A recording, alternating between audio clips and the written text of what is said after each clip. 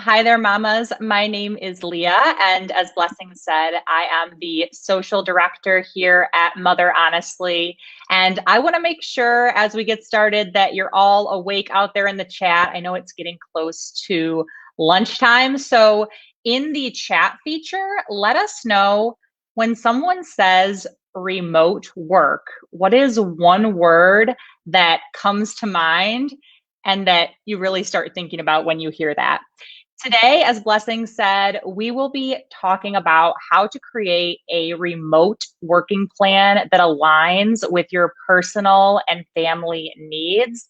I know that I was so excited to moderate this panel. I am a full-time freelancer, and so right there along with you today, I will be learning from our incredible panelists. We have Becca Carnahan, who is a career and development coach. We have Nikki Morris, who is senior advisor at Have Her Back. And we also have Pamela Peckerman, who is the founder of Hustle Like a Mom. Welcome, ladies. Thank you. Hi, ladies. Oh, I'm so excited. As we get started, I want you each to have a space to introduce yourselves and let us know a little bit about what you are all about. Becca, let's start with you. Just let the audience know a little bit about yourself. Thank you so much. Hi, everyone. I'm Becca Carnahan. I'm a career coach, a writer, and a mom of two. In all of my work, I am dedicated to helping women find more fulfillment and joy in their careers. So it's such a pleasure to be with you all here today. Prior to taking my career coaching practice full-time and working from home, I worked for 13 years for Harvard Business School in career and professional development, both remotely and in person. And I still do quite a bit of coaching and writing for Harvard. In addition to the writing I do for Harvard, I also write for my blog, With Love Becca, which is a working mom blog full of humor, support, advice for other working moms. And I have a book coming out in April called When Mommy Grows Up, a guide to parenting yourself to a more fulfilling career. Amazing. Thank you so much, Becca. Your blog also, I have to say, it is so relatable. So everybody needs to check it out. I was on there and I was like, yep, that's resonating. So everybody definitely make sure that you check out Becca's blog.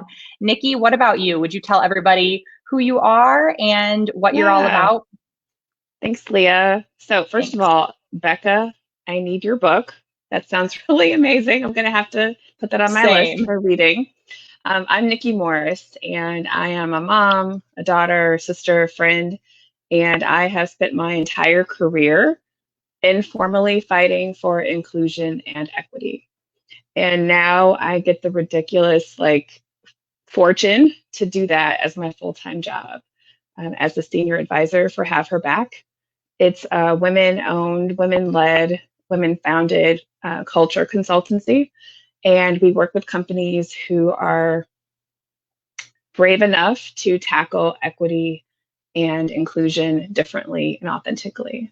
So we get to work with companies that really want to do the work. You know, my personal sort of ethos is that I'm here to get better and to help other people and companies get better too. So that's what I'm here to do. I love that. I'm here to get better. That is so, I need to write that down. That's amazing. Thank you so much, Nikki. That's great. Pamela, would you also introduce yourself and tell the audience a little bit about you and what you are about? Sure. So first and foremost, thank you to the Mother Honestly team, to Blessing and to Leah. This is a much needed conversation, so I'm super honored to be a part of it. And like you, Leah, I was, pre-pandemic, predominantly working from home. So I am the founder of Hustle Like a Mom. We are a multimedia platform and events business that focuses on empowering and educating moms to build a successful bridge from mom life to entrepreneur life. And really, the core mission of Hustle Like a Mom was selfishly started from me being lost as an entrepreneur that was creating things for other people and traveling the country. And all of a sudden I hit this age and became a mom, and I'm 30, and I'm like, okay, now I'm 32. Now there's 2 kids, and I'm just like, something about the aspirations of my 20s is no longer serving me as I approach my mid 30s. Now I'm in my late 30s. something needs to change. So the core mission of Hustle Like a Mom is we want to help women align their personal and professional aspirations. And I always avoid the word balance because I don't think that exists. So how do we get there? Obviously, my solution is mompreneurship. That's the pill that I serve out, is mompreneurship. And for me, when I envisioned what Hustle Like a Mom would be like, I also knew that it would be very specific. I am, as I raise my hand and say, between the pickup and drop off mompreneur. Now, obviously, in March of 2020, that window disappeared. So I needed to once again go back to the drawing board, if you will, or the vision board, or the coffee table, and think about what is that going to look like for me, because I know that that's what in some ways going to look like for my community. So we spent a lot of time thinking through that, and that's where we are right now, between the pickup and drop off. Not exactly, but how can we support you now and what's happening right now with the pandemic, so that you can still continue to align your personal and professional aspirations and build a successful bridge from mom life to entrepreneur life?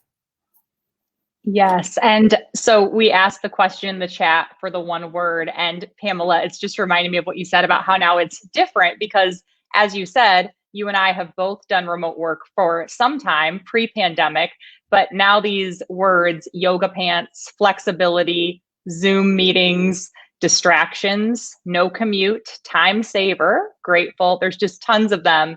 And I think that we're going to really dive into covering a lot of those today. So I'm really excited. So Pamela, I'm going to toss it back to you for this first question. How do you prioritize your day now that we don't have clear boundaries where you're in your office or the kids are in the classroom that school and office are providing? What tactical tips do you have that you could share with the audience, since they don't have the physical space to work with? Sure. So just to paint a picture for everybody, I have now a first grader and a second grader, so almost 7 and almost 8, which is wild because I feel like I just gave birth to them 5 minutes ago. We've been remote since March 9th. We went a little bit earlier than everybody else, and I never sent them back. So I opted not to do the hybrid because for me, and this was a really big thing, I just needed to know what was happening on Monday, Tuesday, Wednesday, Thursday, Friday. So I didn't want to deal with like what if it closes? What if it opens? Hybrid this, hybrid that. So my personal choice was, I turned to my husband in June and I was like, I don't know what's going to happen this summer, but unless there's some kind of miracle, we're going all remote. Because he looked at me, he's like, you crazy? I'm like, no. I needed the stability of knowing what happened at 9 a.m. So just kind of to paint the picture, I have a first grader and a second grader all the time, at least through June, and hopefully they'll go back in September, but we'll see. So from a priorities perspective, my big thing is, I don't believe in multitasking. There's a great acronym that says Ohio, only handle it once. So I am very big on, like, if I'm going to pick this up, I'm going to finish this, or at least if it's a big project, yes, it'll be broken up. But if I'm reading this email, I need to respond to that email. If you're texting me something and I read, I need to give you the response. Otherwise, you're touching something multiple times and you're just wasting time. So my big thing from 9 to 12 for me personally, and for anybody who has kids that are studying from home, this makes sense. They are in independent learning, 7 and 8 years old. So I'm available to them as a teacher to answer questions, to go over to-do lists, all that kind of, to help with spelling. I mean, I have a first grader and second grader. So unless I'm sitting in their classroom and during that independent learning, and it's like, oh, I do have a 15 minutes where I know, like, nobody's really asking me a question, I can check emails. I'm not talking to anybody. I'm not doing any major planning. I'm not sitting there like planning the next event or reading material from a client that I'm coaching. That can't happen. So after lunch, after I become the teacher, then the lunch lady, then I get into a place where I can start to prioritize, because they start Zooming with their teacher. So my big thing is, we can't do all the things. I think 2020 really made that clear for us. So I prioritize, if I can handle these, if I can accomplish just these 3 things during the day, I feel at the end of the day, go you, Pamela. Okay. So I don't write a list of 20 Love things. it. My 3 things are, one thing that moves the needle forward. So this is like, again, I'm an entrepreneur, so this you apply this to yourself. A money move, something that is specifically going to move the needle forward in your business. Getting another speaker, a sponsor, whatever that one thing is. If I did that one thing, I feel great. The other thing is, I need to chop a weed. There's a lot of weeds in business. I gotta chop something. So I take something from my must-do list, I put it on my to-do list, and it is done. And that could be cleaning up Dropbox. That could be finally invoicing people, because yeah, that's a really bad place for me. Whatever is your to-do that you didn't do that week, that month, whatever it is, I have to accomplish one of those things. And the third is, and this is my 2020 gift from myself to myself, from myself to every mother, is one thing that diversifies my joy. I became an entrepreneur because I wanted to diversify my joy. I'm not all about my husband. I love him. I'm not all about my kids. I love them. I'm not all about me, although I love me. Something that diversifies my joy. So this week we had a massive snowstorm. That meant that 1 hour I was out there in that snow sledding with my kids, and I was joyful. And maybe one day it could be you doing something for a half an hour, like reading a book, something beyond work and beyond family that's just making you joyful. So move the needle forward, pull a weed, and diversify my joy. And if I look back at the day and I did those things, I'm like, if anything else happened, bonus. But if they didn't, I feel accomplished. Because I think we reach the end of the day and we don't feel accomplished as mothers sometimes. You're like, where did the day go? But if you did those 3 things, you're like, my soul feels good. Maybe my bank account feels good. Maybe my brain still feels good. Maybe not. That's my tip. I love that. And I think it's so wonderful because it's a great way, because I know I struggle working from home where I feel like I'm 1 foot in teaching the kids or parenting or whatever, grabbing lunch, 1 foot in responding to work emails or client calls. And if you are doing that all at once, you don't feel like you're ever present in what you need to be and giving your best self. I think that's great. Becca, I'm going to ask you the same thing. What tactical tips do you have in terms of prioritizing your day without those very distinct boundaries? Yeah, and I love that tip from Pamela too about the Ohio. I like that that acronym. I'm going to use that going forward. And I also use a very similar kind of 3 goal list for myself. So I set on Sunday, kind of set my weekly goals, and then each morning look, okay, what are my top 3 priorities? And if that's what gets done, that's amazing. Did the thing. And I also have kind of set hours. My kids are actually in school in person right now, which I know is not the norm. So I do have between 9 and 2:30, realistically, to be working. So I time block out my time, and then after that, I'm off. I used to, at the beginning of this, set up coaching appointments at 8 o'clock at night, 9 o'clock at night. I got burnt out. It wasn't working. So I made it a priority for myself. As these are what my boundaries are. This is when I can take client work. And if it's not going to fit within that schedule, it's not going to happen. And that's okay. So just giving myself some grace, setting some boundaries, and saying no when I need to has made such a huge difference, in addition to setting those priorities and checking them off and feeling good at the end of the day that I've accomplished those things. Yeah, I love that. Saying no is so powerful. It's easy. It sounds easy, it's simple, but it's not easy to do. So I love that. That's great. Nikki, I know you have some experience with this one. We were talking a little bit about tactical tips. Yeah. Would you share your thoughts on this? Sure. And I'm just going to get really tactical. Like, honestly, like I agree with everything that has already been said. But for me, sometimes it has to be as simple as making lunch when I make breakfast. So I will, put everything so that it's together so I don't have to think about it again. Kind of going back to the touch it once kind of a approach. Shipt is my friend. Like if I didn't have Shipt, I don't know how I would get half of my groceries and other things to my house. When I think about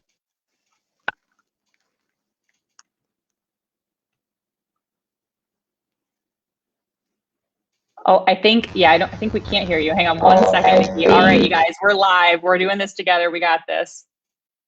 All right. We're good. Oh, we're going to switch. Did your AirPods die? All right, we're live. But yeah, Nikki, I love, that's so smart to have the food prepped. I love that. That's great. There we go. There we go. Sorry about that, guys.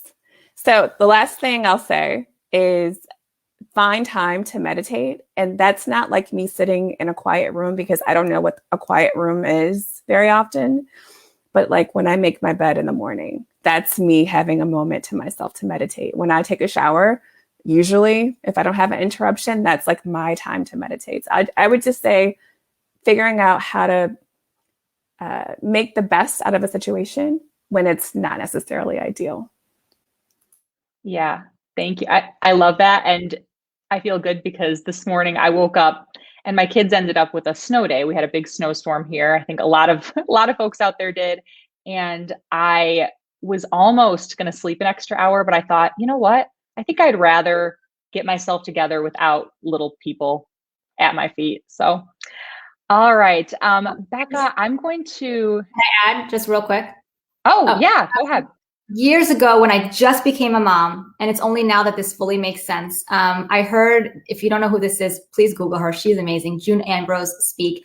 And she said, I need a wake before the quake. And I'm like, what? And now I get it. That hour in the morning or whatever you can give yourself is golden. I do what's called like morning pages where I just jot down whatever's like I'm downloading from whatever you believe in. And sometimes I get business ideas. Sometimes I just get like a new mantra. And it's also, I just, again, love the people in this house, but it's the only time when I get to hear whatever is left functioning upstairs. That's my like peace out. I love it. Yeah, it's that fresh start to your day. Like however the tone you're starting for your day is quiet and calm versus a chaotic mess. I totally get that. Becca, I'm going to toss this one to you.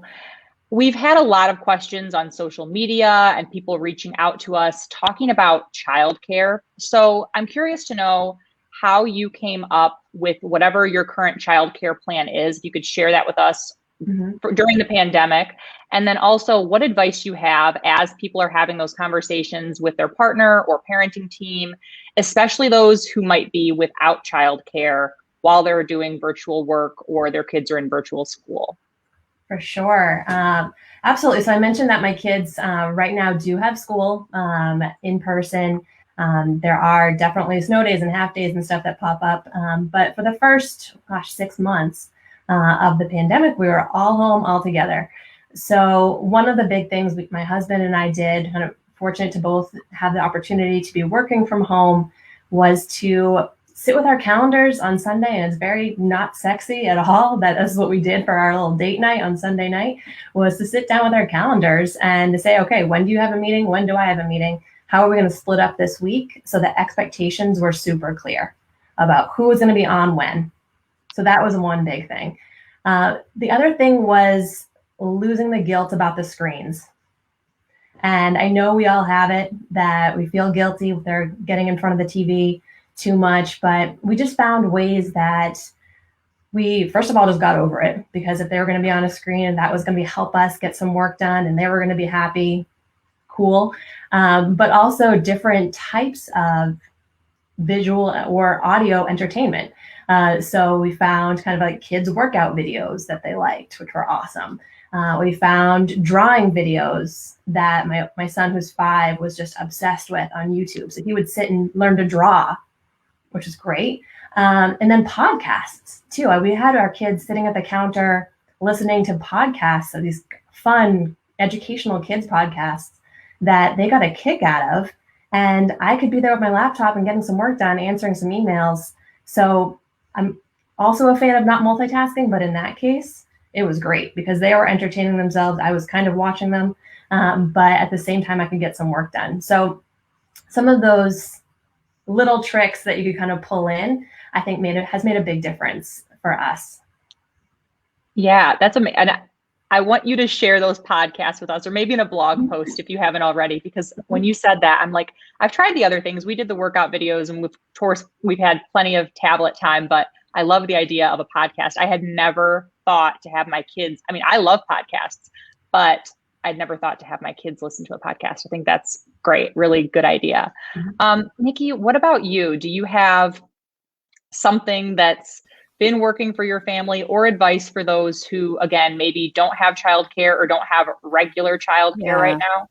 Yeah, so I did not have it for a long time. I actually ended up moving from Northern California to Orlando, Florida during the pandemic because I needed help, that much help. So without, it's interesting the way that 22 was, it revealed a lot, right? It revealed so much in terms of gaps, because I had been so busy with commutes and soccer and PTA and happy hour every now and again that I didn't realize how little support I had when it came to childcare. So when school disappeared and when aftercare was gone, I really had to make some tough choices around my village and like kind of reestablishing what that looks and feels like. So we're in Florida right now because of that.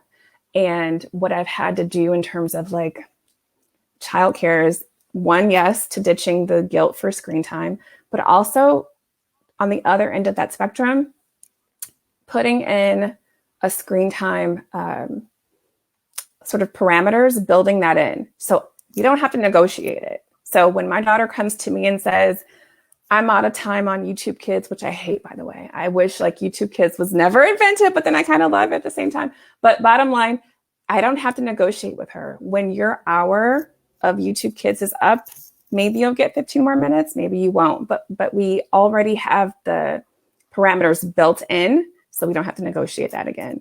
And then on top of that, I would say, ask for help. Like there have been times where I just have to say to my parents, like, I know you guys are busy, or I know that whatever, but I am at my wit's end. I need help. So not being too proud to ask for help, I think has been really important too. And making the tough choices. We moved, to ensure that we had help. So making really tough, crystallized choices based on your circumstances, not what's comfortable.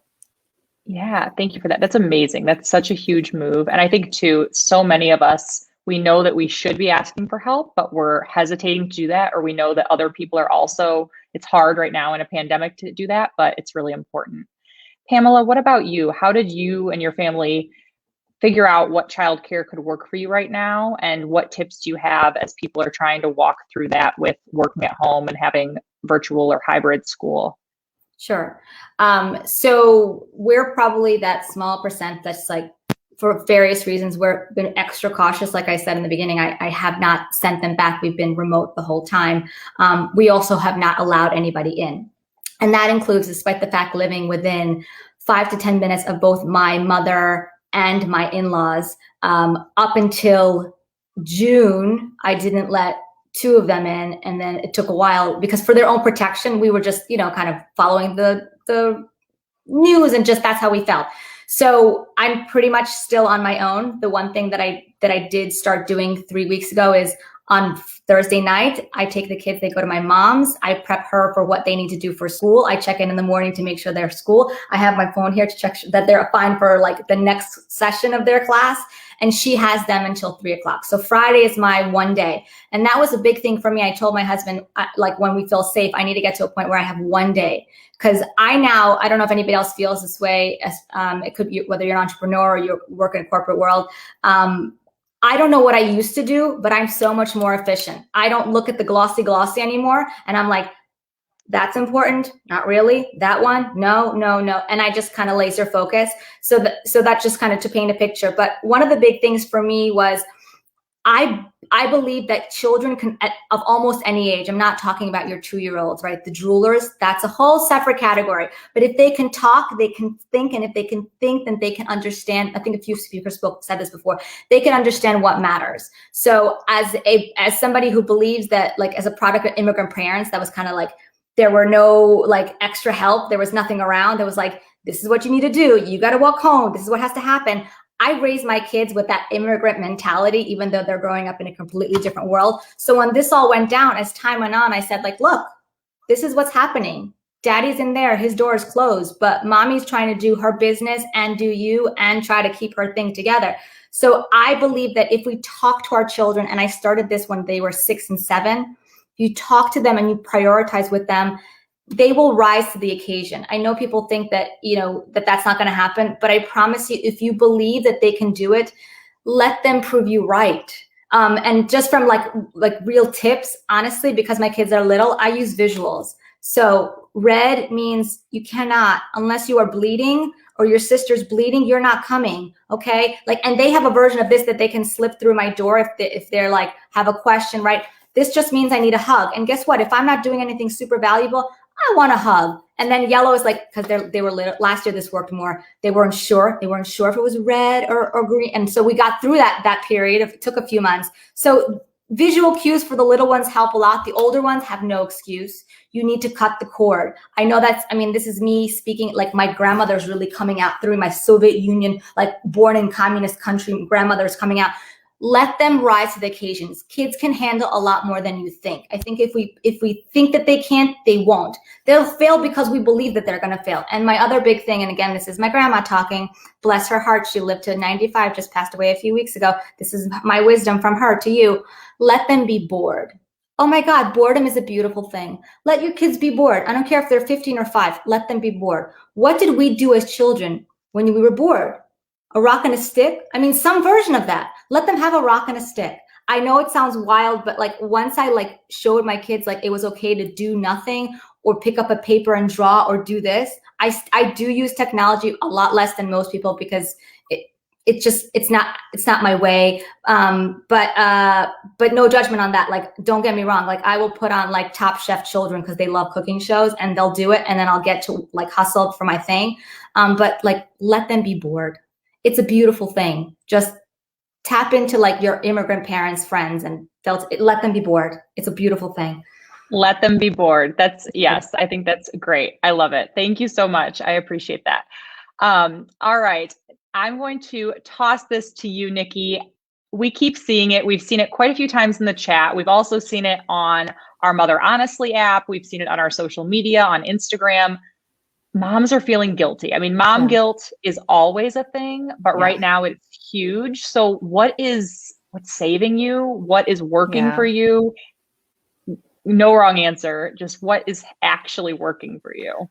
Well, what's really kind of has my attention today is, have you seen the Primal Scream piece in the New York Times? So if you haven't listened to it or seen it, like you have to read it today and tomorrow and the next day, because it's just, on the one hand, I hate that so many women and mothers are going through the same thing I'm going through, but it also feels really validating to know that I am not alone in the crazy that I feel at times, and in the frustration and the self-doubt and the criticism and all of that comes through. So I think that's one thing I would say, read that piece. It's Primal Scream. You have to read it. But what's saving me really, I would say, is remembering that I have done more for less. I really have.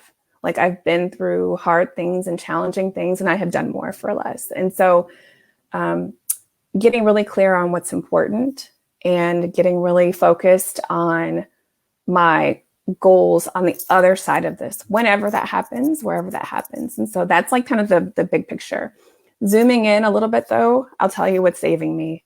My Ninja Foodie. It's so good. If you don't have one, like this is not a pitch. Like I got one for my birthday in December. I love it. I use it every day. Like I haven't used my stove.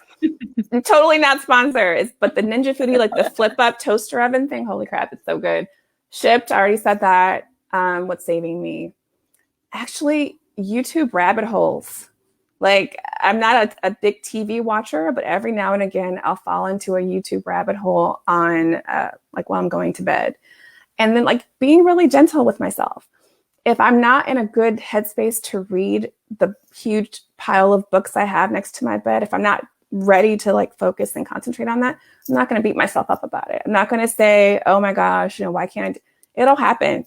So being a little bit more patient with myself, which is not my strong suit. I can honestly say that. But this pandemic, this time has made me more patient with myself, as a mother, as a child, as a sister, as a friend, as a, everything. And so I think just remembering that this present moment is just where we are. It's not where we're always going to have to be. But, taking it easier on myself than I normally would have. Yeah, that's beautiful. Being patient with yourself. I think that's amazing. Thank you for that. And one more thing I have to say, Leah. Yeah, one more thing. Absolutely. My rowing machine. And that's it. So rowing machine, Ninja Foodie. There you go. Mine's my treadmill, because I can do that when the kids are here. I run outside. I need someone to back up. But the treadmill, that can happen while they're in the same house, I love it. That's amazing. Okay. All right, Becca, I'm going to give this one to you. I can't believe how fast time is going, and I want to make sure we get to our Q&A as well. But what advice do you have when you're talking to your partner or your parenting team about working remotely, the struggles that you may be facing and you're experiencing, especially if you and your spouse are both working out of the same house and your kids are there? How do you get back up when you need it? I think a big thing that I talk to coaching clients about, with other moms about, just in general for their careers and just work and life, and it's so relevant right now, is advocating for yourself, using your words. And we say this to our kids all the time, like, use your words, don't like start going nuts, just like use your words, tell us what you need. It's the same thing for us. Like, we have to speak up for ourselves, whether that's with our partners. If we're not feeling like we're carrying the same load, speak up. If your kids, if you're feeling like you just like can't deal with what they're doing right now, explain to them what's going on and how we can kind of help solve the problem together. Setting boundaries with your clients or with your boss, being honest. So I think that's a very simplistic answer, I guess, to say use your words. But I think it's a good reminder. And I need to remind myself about it all the time when I'm in my own head. And I think we do this a lot as women. We get in our own heads. But if we can voice it, because no one can read our minds, that's how we can help and find solutions to our problems. Absolutely. I'm so guilty with my kids, with my husband, about being nice, but not being specific. And I have to remind myself, no, I need to tell them what I want and what I need. So I love that. I think that's huge. That's a game changer. Okay, Pamela, for the moms who have reached out to us, who either, it's amazing how many people we've heard from who either want to make a career pivot or a career jump, a total career change right now during the pandemic. They're not sure if they should or how they should. Do you have any quick tips or ideas that they could use if they're thinking, okay, I know that I'm not with a supportive company or where I want to be? What would you advise them to do? Absolutely. And when the data begins to trickle in for 2021, we will see 100%. I've talked to a few other people. More moms will be filing for LLCs than ever before, because you have seen that the corporate world is not giving you the opportunity to align your personal and professional aspirations. And I'm not saying like, I'm not one of those like, just go do it, quit your job. No, I mean, you have to allow your existing financial bucket to pay for your hustle bucket so that we can then get rid of the other bucket and be like, woohoo, party on this side, right? So my sort of 3 big tips is, 1, alert your spouse, alert your partner, or whoever, you're sharing your home with, because if you are thinking about becoming an entrepreneur, they need to understand what that's going to mean for them. It is a huge shift. It means that you're no longer working 9 to 5. It means you may be working 5 to 9, and there might be different expectations from them. Sure, you might be, well, we are all home, but you know what I mean? Sure, you might not be taking the train to Manhattan anymore, or whatever your city is, but you're now building something and molding something that doesn't exist. That is some crazy stuff. It's a great journey. So let your partner know, because they need to be aware of the scheduling shifts that's going to happen in your world. And with that, like, let your kids know, like, mommy's about to go on an awesome, use the word appropriate for children, like, mommy's about to go on an awesome ride. You guys are going to be here in the front seats for it. I'm going to be building this business, blah, blah, blah. Like, let them know what's happening. But with your partner, you need to sit down and say, like, finances might change. I need to go. I want to stop doing this. I want to start doing that. So just have that conversation with them and have that be an ongoing, somebody said like a Sunday meeting, that should always be on the plate. You should always be letting your partner know so you can schedule together so they know what to do. The other thing is, be realistic and review your finances. Is now the season for you to do this? And it's okay. And I think Nikki said this, and it's okay to be honest with yourself and say, now might not be my season, because you know what, so-and-so is going to college. I need to take this one through the last year of senior because it's a mental thing. It's an emotional thing. I need to help them. I might not have the opportunity to make this successful and take care of my corporate job. And if you have that ability, like if you can sleep on 4 hours, I can't. Some people legitimately can. fine. So be realistic and like sit down with your partner, sit down with your finances and see what can happen. And then the third thing I always say is join communities, right? Whether it's Mother Honestly, or you want to join more like entrepreneurial communities. I love Female Founder Collective. I love Girl CEO. I love Hey Mama. I love Hustle Like a Mom. You want to be with like-minded women that are doing, creating, and redefining, because that's what you want to do, right? You want to redefine what it means to be a working mom. That's what I always say is like Hustle Like a Mom is the between pickup and drop off.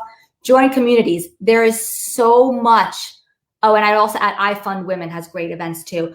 Go to the free events. Okay, don't spend anything right now. Go to the free events, Google it, learn it, Zoom with it. We're all doing free events to help you.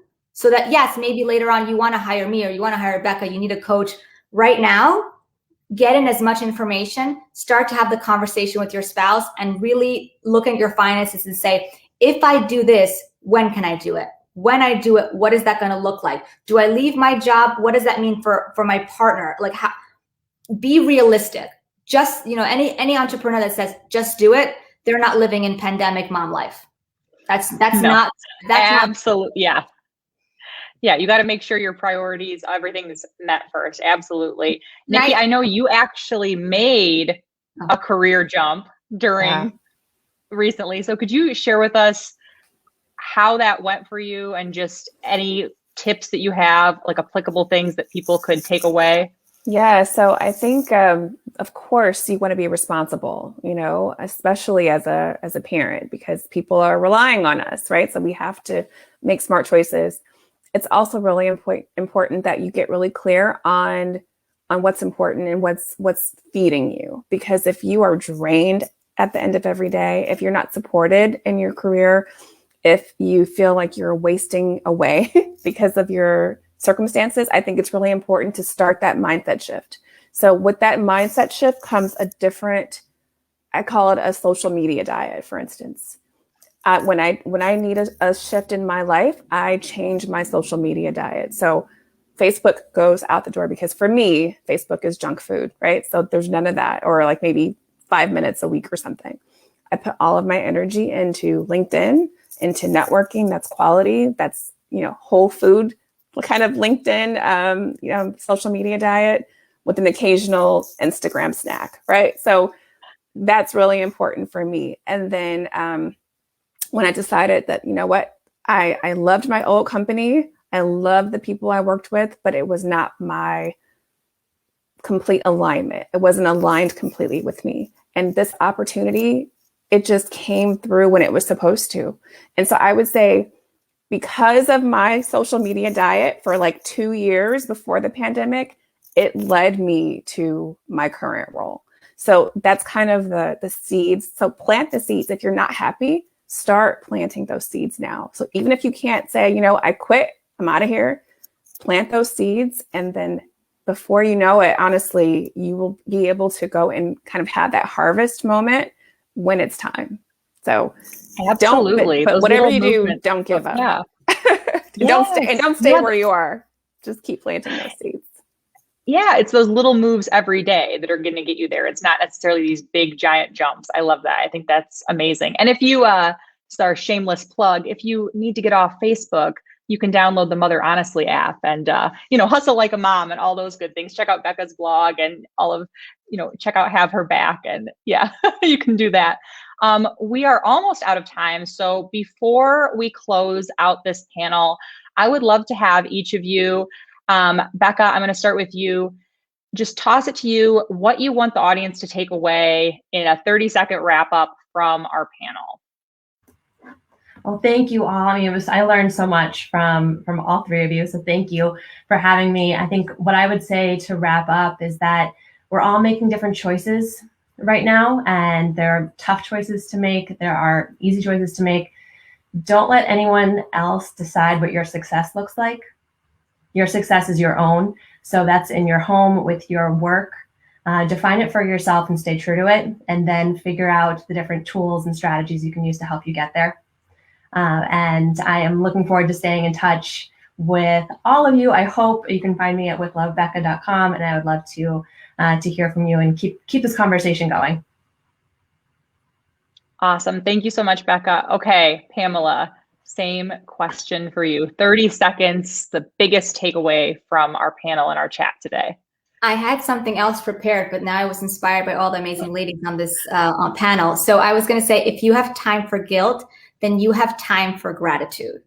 And that is my biggest, see, now that's my aha for everybody today, because if you can be grateful and say, I live at a time where I can download a workshop on what fill in the blank that you want to learn for free, I'm so grateful. If my kids are healthy and I'm healthy, I'm so grateful. If we have enough to, because I know this isn't everybody's situation, if I have enough to pay my mortgage, or I don't have a mortgage anymore, that's awesome if you don't. I am grateful. So, but know that you live in a time where there is a plethora of information. So if you want to go and make your hustle a reality, if you want to transition careers because you are no longer aligning your personal and professional aspirations, not just go do it. Be grateful that now is the time where you can go and click and download or go to an IG Live and hear from a Today Show producer on how you can do whatever it is you want to learn. So swap out your guilt for gratitude. And I think Nikki was saying this too, that mental shift, that soul shift, that's going to put you on the tracks to plant the seeds to get to where you want to go. And you will make it. If you believe it, you will make it. Absolutely. Thank you. Thank you so much for that. All right. Last one. So in 30 seconds, just the biggest takeaway from today, from our panel, and about how you relate to remote work. I would say the confirmation that I heard from the ladies today, and that I just heard in general over this last year almost, which I can't believe. It's the juggle, right? We're all juggling as moms, as parents, as caregivers. And I would say the best advice I've had in a long time was from one of my founders, Pamela Culpepper from Have Her Back. And she said, sometimes you have to drop a ball and you apologize for dropping that ball and you wish it well. And that's it. And then I saw something on Twitter this week too, and it was so good. And it's the same kind of analogy. You have to figure out which balls are glass and which ones are rubber and move on, right? Drop the ones that are rubber and then just roll with the glass. And so what's really important. So I would just say, keep juggling. You will be fine. We're going to get through this together. And we have Absolutely. Your back. Yes, have her back. Yeah, thank you so much, all of you. This was amazing. And not only great applicable tips, but I just feel seen. I just feel like, yep, that makes sense. Yep, been there. And I hope that was so helpful. I'm sure it was for our audience. Make sure that you check out all of our incredible panelists from today on social media. And thank you, ladies, so much. Thank you, Leah. Thanks, everyone. Yeah, thank you.